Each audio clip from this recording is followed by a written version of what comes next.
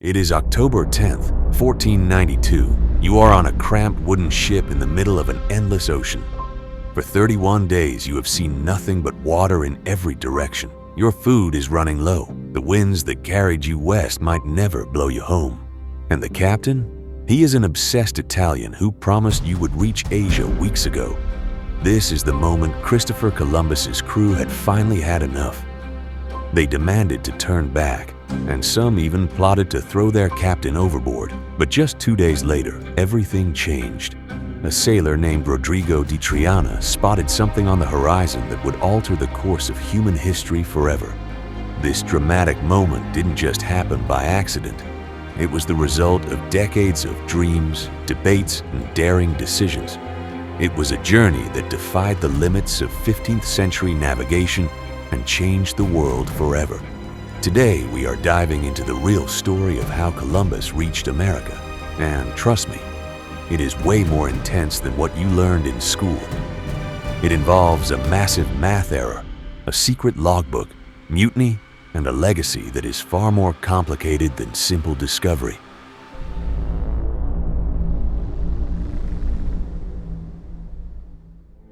To understand why this voyage happened, we first need to look at the world in the late 1400s. Europe was hungry for trade with Asia. The spice trade was the Silicon Valley of the 15th century. Spices, silk, jewels, and precious metals were worth their weight in gold. For centuries, these goods flowed along traditional land routes like the Silk Road. But by 1453, the world had shifted. The Ottoman Empire conquered Constantinople, effectively blocking these routes or rendering them incredibly dangerous. Portugal dominated the eastern sea routes around Africa, hugging the coast to find a way to India. The rest of Europe was left scrambling for a shortcut. Enter Christopher Columbus, or Cristoforo Colombo in his native Italian. Born in the bustling port city of Genoa, Italy, around 1451, he wasn't born into nobility. His father was a wool weaver. But young Chris caught the sea bug early. By his teens, he was crewing on merchant ships, dodging pirates and learning the ropes. His life took a dramatic turn in 1476 when his ship was sunk off the coast of Portugal. He had to swim ashore to Lisbon, where he eventually settled and really honed his skills. He studied maps, astronomy, and navigation, becoming obsessed with Marco Polo's tales of China and India, lands brimming with spices, silk, and gold. Columbus believed he had found a bold solution. Instead of sailing east around Africa, why not sail west across the Atlantic? It was a daring idea, but it was based on a massive mistake. Here's the thing, Columbus was terrible at math. He calculated the Earth's circumference at about 25,000 kilometers. While roughly correct in some aspects, he thought Asia extended much farther east than it actually did. He genuinely believed Japan was only about 3,700 kilometers from the Canary Islands. The actual distance? More like 19,000 kilometers. He underestimated the Earth's size by a quarter. Most experts of his time thought his plan was ridiculous. They didn't think the world was flat. They knew it was round. But they also knew it was vast. They knew that if the Americas hadn't been there, his crew would have died at sea.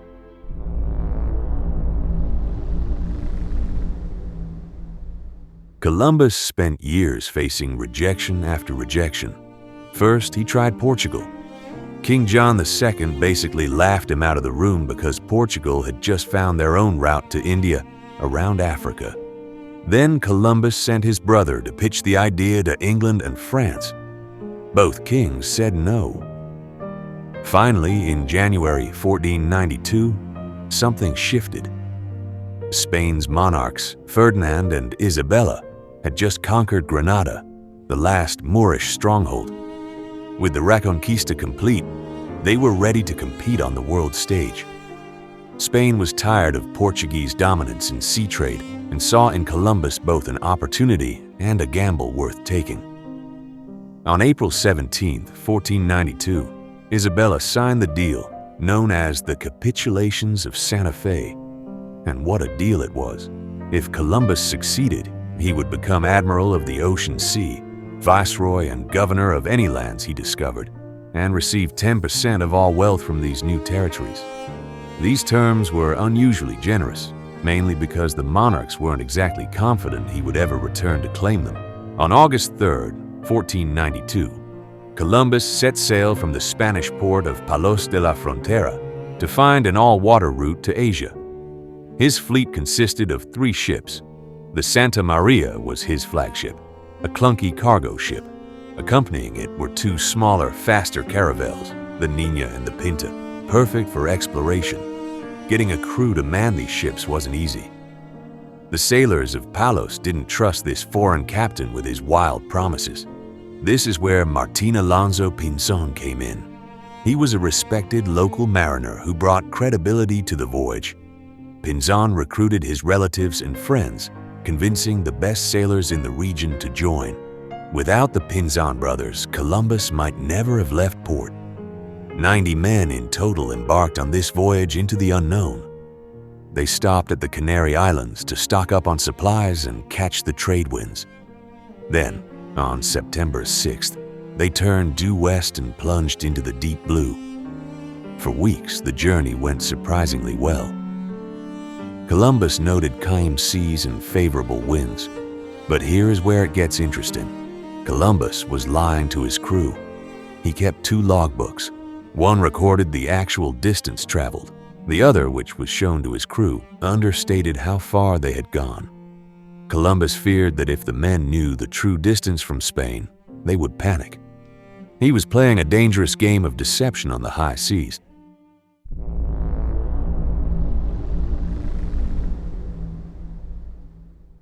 By late September, tensions were rising. On September the 23rd, the sea went completely calm, and the ships sat motionless. The crew began to complain that since there were no heavy seas in the region, the wind would never blow hard enough to return to Spain. They were terrified of being trapped in this strange, windless part of the ocean.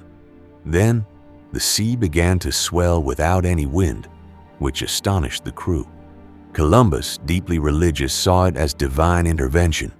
Weeks passed with nothing but water and sky. Supplies dwindled and sailors grew restless. On October 7th, after 29 days without seeing land, they spotted huge flocks of birds flying southwest. Columbus made a critical decision. He changed course to follow them. This course correction may have saved the entire expedition, as it shortened their journey by a day that would prove crucial. But by October 10th, day 31 at sea, the crew had reached their breaking point. They confronted Columbus with overwhelming fears. They had been out of sight of land longer than any sailor they knew.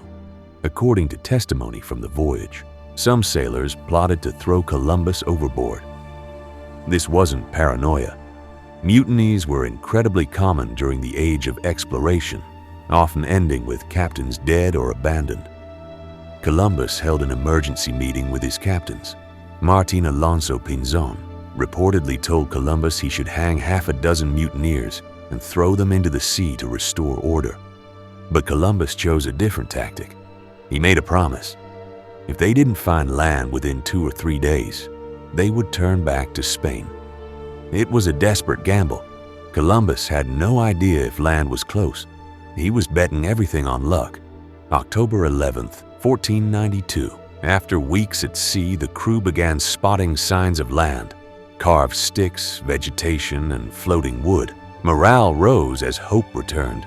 That evening, Columbus believed he saw a distant light moving on the horizon, suggesting land was close. At 2 a.m. on October 12th, a sailor aboard the Pinta, Rodrigo de Triana, cried out, "Tierra, tierra!" By morning, Columbus and his captains reached an island in the Bahamas, known to the Taíno as Guanahani, marking the end of the Atlantic crossing. Columbus claimed the island for Spain, renaming it San Salvador, and believing he had reached the East Indies.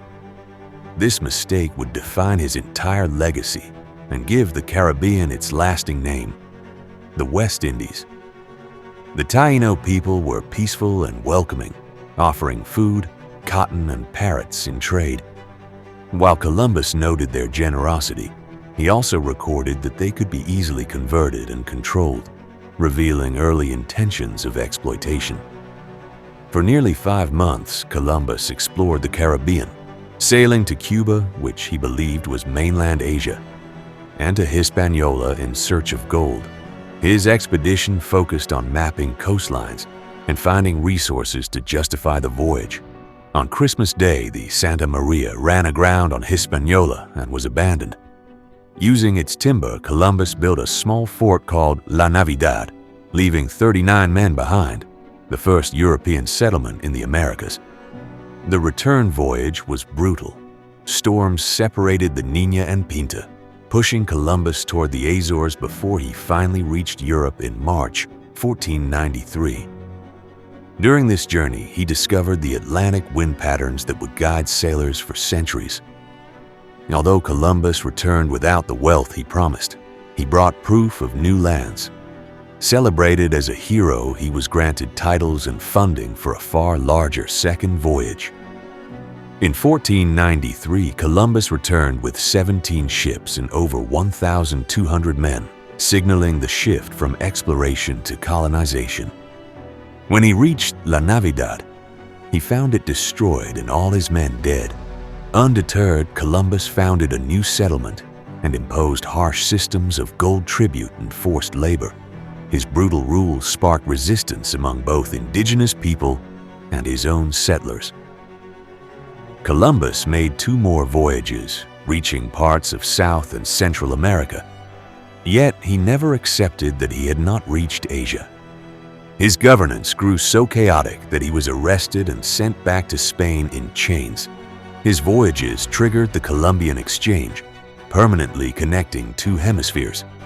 While it transformed global trade and diets, it also spread disease, violence, and exploitation, leaving Columbus remembered as both a visionary navigator and the catalyst of immense human suffering.